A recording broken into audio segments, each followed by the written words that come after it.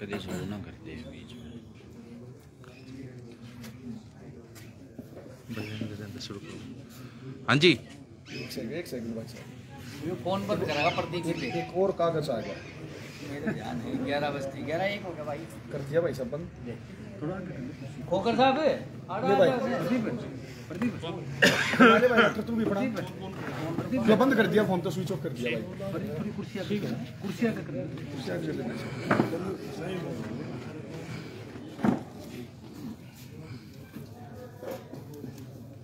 करें जी जी भाई साहब। हाँ सबसे पहले मैं सभी साथियों का धन्यवाद करता हूं। एक छोटे से नोटिस पर सभी पत्रकार छायाकार साथी यहाँ पर पहुंचे और जिस तरीके से इस खुलासे की खबर सुनकर विश्वविद्यालय अधिकारियों में बौखलाहट, ये बौखलाहट होना लाजमी है। जिस तरीके से आज इन लोगों ने इस प्रेस कॉन्फ्रेंस को, इस खुलासे को रोकने के लिए यहाँ स्टूडेंट एक्टिविटी सेंटर को लॉक किया गया है, बॉयज़ कॉमन रूम को ताला लगाया गया है, या DSW ऑफिस के सभी कर्मचारी बिना किसी छुट्टी के यहाँ से गायब हैं, तो ये बौखलाहट लाजमी है। क्योंकि जो हम खुलासा अब करने जा रहे हैं इसे न केवल महर्षि दयानंद विश्वविद्यालय बल्कि सरकार में बैठे लोगों को भी सोचने पर मजबूर होना पड़ेगा। सबसे पहले तो मैं बताना चाहता हूं कि अभी हाल ही में एक दिन पहले हरियाणा सरकार की तरफ से नोटिफिकेशन जारी हुआ है।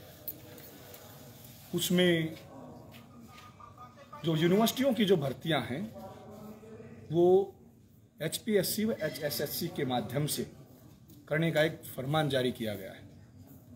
मैं इंडियन नेशनल स्टूडेंट्स ऑर्गेनाइजेशन का एक जिम्मेवार पदाधिकारी होने के नाते व शिक्षण संस्थानों के सजग प्रहरी होने के नाते हम पूरे दावे के साथ ये कहते हैं कि यूनिवर्सिटियों की स्वायत्ता पर इस तरह का डाका डालने का अगर प्रयास किया गया तो न केवल महर्षि दयानंद विश्वविद्यालय में बल्कि हरियाणा प्रदेश के तमाम शिक्षण संस्थानों में हम डटकर सरकार का विरोध करेंगे, सरकार के इस फरमान का विरोध करेंगे। और सरकार तुरंत प्रभाव से ये आदेश वापस नहीं लेती है तो किसी भी चुने हुए प्रतिनिधि को किसी विश्वविद्यालय में कदम नहीं रखने दिया जाएगा।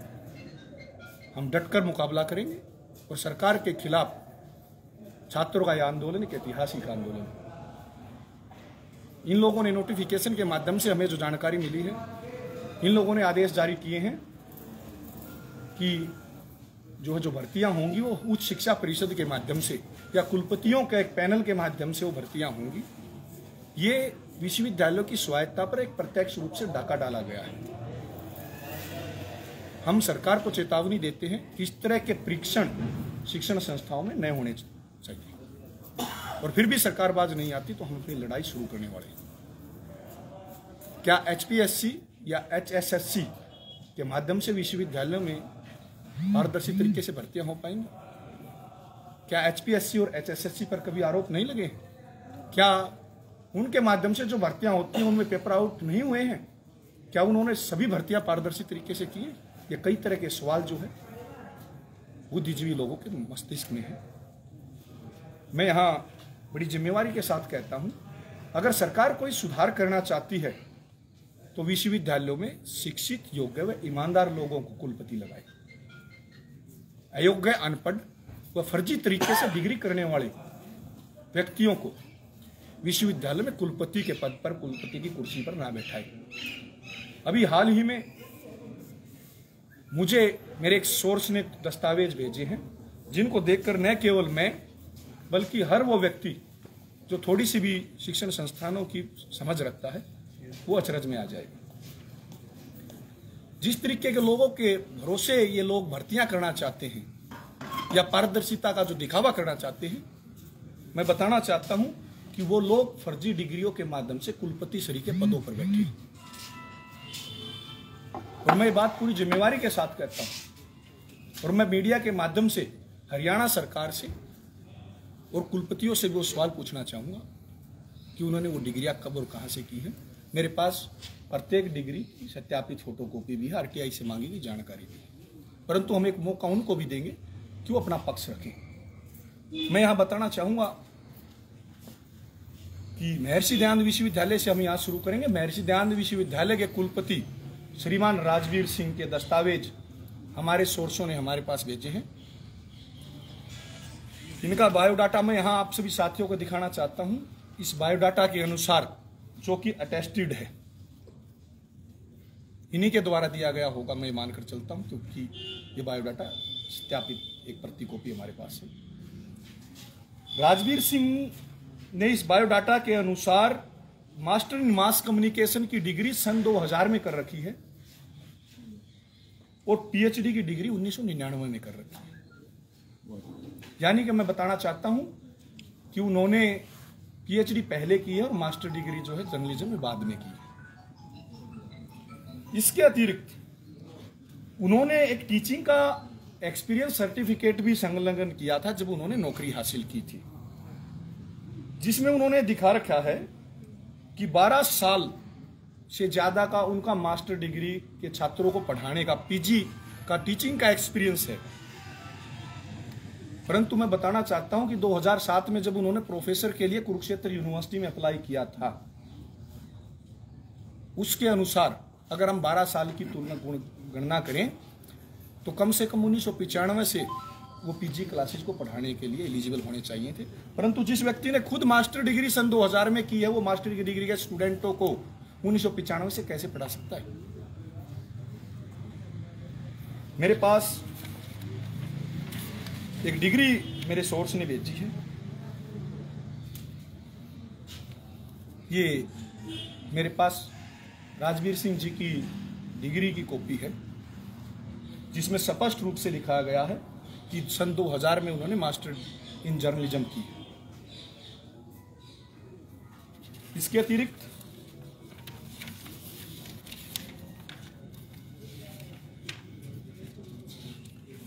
मेरे पास एक एक्सपीरियंस सर्टिफिकेट है, जिसके आधार पर एमडीयू के कुलपति श्रीमान राजवीर सिंह ने प्रोफेसर की नौकरी हासिल की थी, जिसमें मोर देन 10 इयर्स का उनका टीचिंग का एक्सपीरियंस है।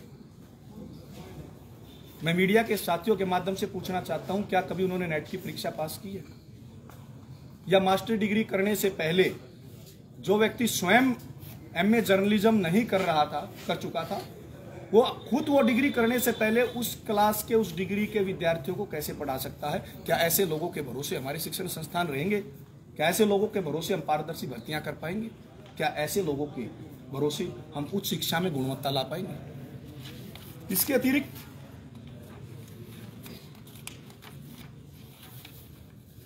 कुरुक्षेत्र यूनिवर्सिटी से पीएचडी की जो उपाधि राजवीर सिंह जी ने ली है, मेरे पास उसकी भी एक कॉपी है। राजवीर सिंह सुनो बलवीर सिंह, जिसमें उन्होंने पीएचडी की जो उपाधि ली है, पीएचडी अवार्ड होने की जो डेट है 1999। मैं राजवीर सिंह जी से और सरकार से, मीडिया के साथियों के माध्यम से पूछना चाहता हूं, किस नियम व कानून के तहत, किस ऑर्डिनेंस और यूनिवर्सिटी के किस एक्ट के तहत खुद मास्टर डिग्री करने से पहले उस क्लास के स्टूडेंटों को पढ़ाने की एलिजिबिलिटी रखी जाती है? या किस यूनिवर्सिटी के एक्ट के तहत मास्टर डिग्री करने से पहले पीएचडी करने की अनुमति दी जाती है? मैं राजवीर सिंह जी से और हरियाणा सरकार से, क्योंकि सरकार की जिम्मेवारी बनती थी ये जांच करना कि उन्होंने जिन व्यक्तियों के भरोसे यूनिवर्सिटियों को छोड़ा है, जो जिम्मेवारी इतनी बड़ी दी है, क्या वो व्यक्ति उस कुर्सी के लायक है? मैं राजवीर सिंह से मीडिया के माध्यम से 5 सवाल पूछना चाहता हूं। मेरा पहला सवाल है कि उन्होंने किस विषय में पीएचडी की है? क्या उन्होंने जिस विषय में पीएचडी की है उस विषय में कभी उन्होंने मास्टर डिग्री कर रखी? क्या उस विषय में उन्होंने कभी नेट की परीक्षा पास कर रखी? मेरा दूसरा सवाल है कि एमडीयू के कुलपति राजवीर सिंह बताएं कि वो किस विषय के प्रोफेसर हैं, और प्रोफेसर लगने से पहले बतौर असिस्टेंट प्रोफेसर या एसोसिएट प्रोफेसर उन्होंने कब व कहां, किस शिक्षण संस्थान में ज्वाइन किया था? मेरा तीसरा सवाल है, डीपीआरओ रहते हुए उन्होंने किस तरीके से, किन नियमों के अनुसार टीचिंग के एक्सपीरियंस का सर्टिफिकेट हासिल किया? क्या उन्होंने जो सर्टिफिकेट प्रोफेसर लगने के लिए दिया था, क्या जो क्लासें ली थी उनकी एवज में कभी उनको कोई सैलरी या वेतन उस शिक्षण संस्थान की तरफ से दिया गया था? क्या मास्टर डिग्री करने से पहले मास्टर डिग्री के उसी सब्जेक्ट के विद्यार्थियों को पढ़ाने का अधिकार इस विषय के किसी भी कानून में है? अगर है तो राजवीर सिंह उसकी एक फोटोकॉपी जरूर उपलब्ध कराने का कष्ट करें। मेरा अगला सवाल है कि उन 2007 में कुरुक्षेत्र यूनिवर्सिटी में बतौर प्रोफेसर राजवीर सिंह को किन लोगों ने भर्ती किया था? सिलेक्शन व इंटरव्यू कमेटी में और स्क्रूटनी कमेटी में कौन लोग थे? उन लोगों की जांच होनी चाहिए। मेरा अगला सवाल है, क्या हरियाणा सरकार अपने कुलपति की जांच कराएगी? जिस तरीके के फर्जी डिग्रियों के फर्जी तरीके से डिग्रियां करने के फर्जी तरीके से नौकरियां हथियाने के आरोप एक जिम्मेवारी के साथ हमने लगाए हैं। हम उम्मीद करते हैं कि हरियाणा प्रदेश के मुख्यमंत्री बड़ी जिम्मेवारी के साथ सभी दस्तावेजों की, इनके प्रोफेसर लगने का जो प्रोसीजर था उसकी, और किन लोगों ने जो प्रोफेसर लगाए थे उनकी जांच करें। मैं इसके साथ और एक जवाबदेही के साथ एक बात कहना चाहता हूं कि जिस पारदर्शिता की बात हरियाणा सरकार आज कर रही है कि वो उच्च शिक्षा परिषद के माध्यम से या बोर्ड बनाकर विश्वविद्यालयों की फिर भर्तियां करेंगी, तो उच्च शिक्षा परिषद में जो लोग बैठे हैं क्या उनका दामन साफ है? क्या उच्च शिक्षा परिषद में जो लोग बैठे हैं प्रोफेसर राजवीर सरीखे लोग जो है, जो बिना किसी योग्यता के बिना किसी गुणवत्ता के इतने अहम पदों पर आकर बैठ गए हैं, उनका सिलेक्शन भी उन लोगों ने किया है जो आज उच्च शिक्षा परिषद में बड़े पदों पर बैठे हैं। उसका खुलासा भी मैं जल्दी करूंगा। मेरे पास एक और दस्तावेज है जिनको राजवीर सिंह नकार नहीं सकते।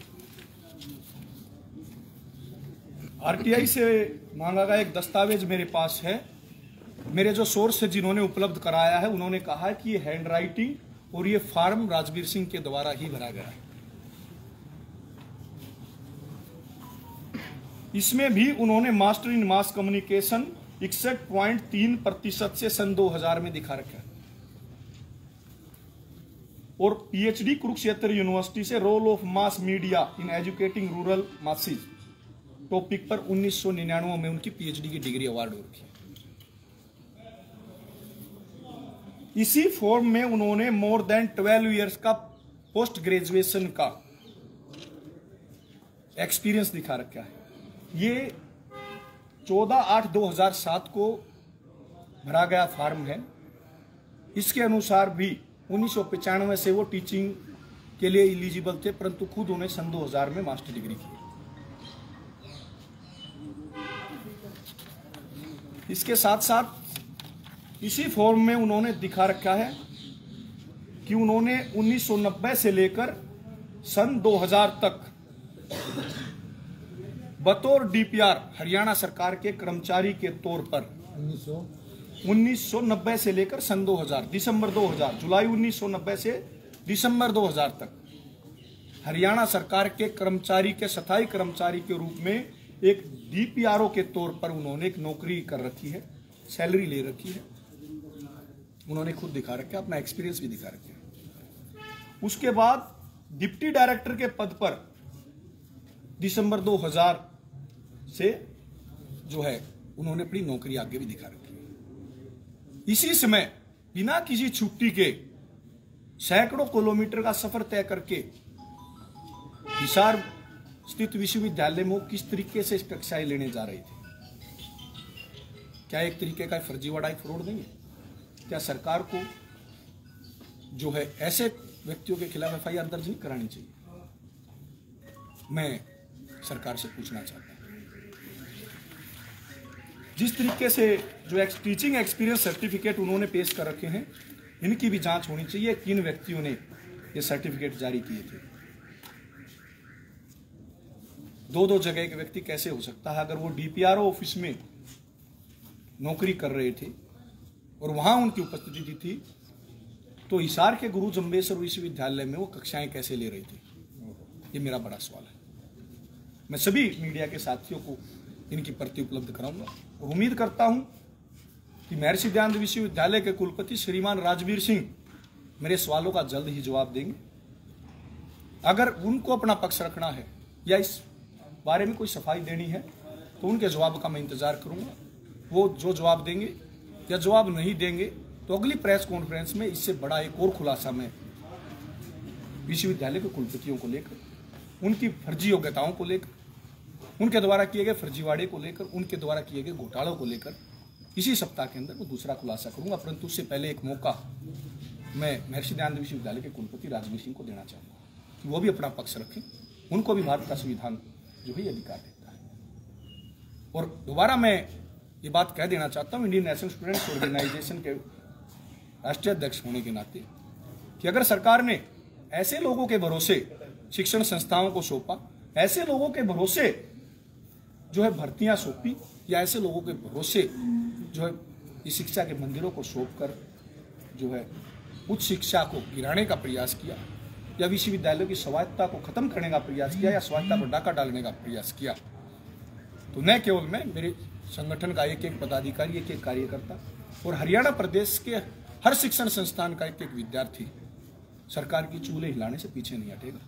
संदीप जी, आपकी सरकार में भागीदारी है तो आप लोगों को ऐसी क्या नौबत है कि प्रेस कॉन्फ्रेंस करके आपने इस तरह के आरोप लगाए हैं? आप कार्रवाई क्यों नहीं करवाते? आप तो सरकार का हिस्सा है। प्रदीप देशवाल किसी चुने हुए प्रतिनिधि के तौर पर या सरकार में किसी भी जिम्मेवारी के पद पर नहीं है। और मैं दावे के साथ कहता हूं, अगर मैं किसी कोई चुना हुआ प्रतिनिधि होता या सरकार में किसी जिम्मेवार पद पर होता तो भी मैं इस तरह के लोगों को शिक्षण संस्थानों में बर्दाश्त नहीं करता। मैं इस जिम्मेवारी के साथ कहता हूं, मैं आपसे पूछना चाहता हूं, क्या ऐसे लोग शिक्षण संस्थानों में बैठने के लायक हैं जो फर्जी डिग्रियां लेकर, फर्जी तरीके से सिलेक्शन लेकर या फर्जी तरीके से बैकडोर एंट्री विश्वविद्यालयों में कर? तो सरकार की कार्यशैली पे भी तो आप सवाल उठा रहे हैं। विश्वविद्यालयों के सजग प्रहरी होने के नाते और इंडियन नेशनल स्टूडेंट्स ऑर्गेनाइजेशन के जिम्मेवार पदाधिकारी होने के नाते ये मेरी जिम्मेवारी बनती है कि विश्वविद्यालय में जो गलत हो रहा है उसका विरोध करूं और हम डटकर विरोध करेंगे। अगर हमें जरूरत पड़ी अपनी ही सरकार के खिलाफ खड़े होने की तो शिक्षण संस्थानों की रक्षा के लिए, उच्च शिक्षा की गुणवत्ता के लिए और अपने विश्वविद्यालयों को बचाने के लिए हम ये लड़ाई लड़ेंगे और हर तरीके से लड़ने में सक्षम हैं। जिस तरह से आपने ये बताया है कि उन्होंने 1999 में PhD की है, 2000 में मास्टर डिग्री की है, निश्चित तौर पर बहुत बड़ा फ्रॉड है। किस तरह से सरकार में बैठे क्या अंधे लोग हैं जिन्होंने? इसका जवाब जो है माननीय कुलपति राजवीर सिंह दे सकते हैं या सरकार में बैठे जो वो लोग दे सकते हैं जिनको जनता ने चुनकर भेजा था और जिनकी कलम में पावर है। इस बारे में मुख्यमंत्री बताएं या शिक्षा मंत्री बताएं या उच्च शिक्षा परिषद के अध्यक्ष बताएं या राजवीर सिंह स्वयं बताएं। प्रदीप देशवाल जी, आप निश्चित तौर पर बहुत अच्छा कदम उठा रहे हैं। यहाँ पे और भी ऐसे फ्रॉड हमें पता चला है कि डिपार्टमेंट्स में भी काफ़ी फ्रॉड्स हैं, इस तरह के टीचर जो हैं। हमने एक शुरुआत की है, पूरे हरियाणा प्रदेश में एक पोल खोल अभियान इसी महीने से चलेगा और न केवल MD यूनिवर्सिटी, जिस तरीके से सिरसा यूनिवर्सिटी के पूर्व कुलपति की जांच चल रही है, MD यूनिवर्सिटी के पूर्व कुलपति की विजिलेंस जांच चल रही है, जींद यूनिवर्सिटी में जांच चल रही है, कैथल यूनिवर्सिटी में जांच चल रही है, क्या कोई कार्रवाई अब तक हुई? हम कार्रवाई चाहते हैं, आश्वासन नहीं चाहते। शिक्षा का मंदिर है ये, लेकिन क्या इसको फ्रॉड यूनिवर्सिटी कहें हम? शिक्षा के मंदिरों को राजनीति का अखाड़ा नहीं बनने दिया जाएगा। मैं दावे के साथ कहता हूं, अगर किसी ने इस तरह की कोताही करने का प्रयास किया तो हम अपनी जिम्मेवारियों को निभाना बखूबी जानते हैं। हम किसी भी सूरत में शिक्षा के मंदिरों को राजनीति का अखाड़ा नहीं बनने देंगे। इनका सारा टीचिंग एक्सपीरियंस जर्नलिज्म का ही है।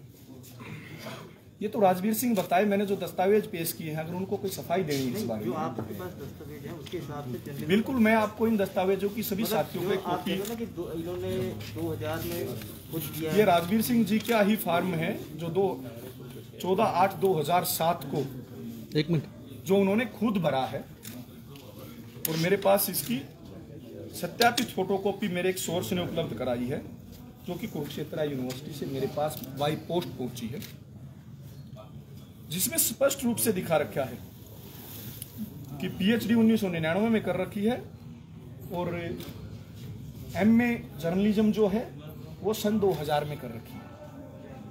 क्या एक समय पे 2 डिग्रियां करने का कोई कानून कुरुक्षेत्र यूनिवर्सिटी में है तो वो उपलब्ध कराएं।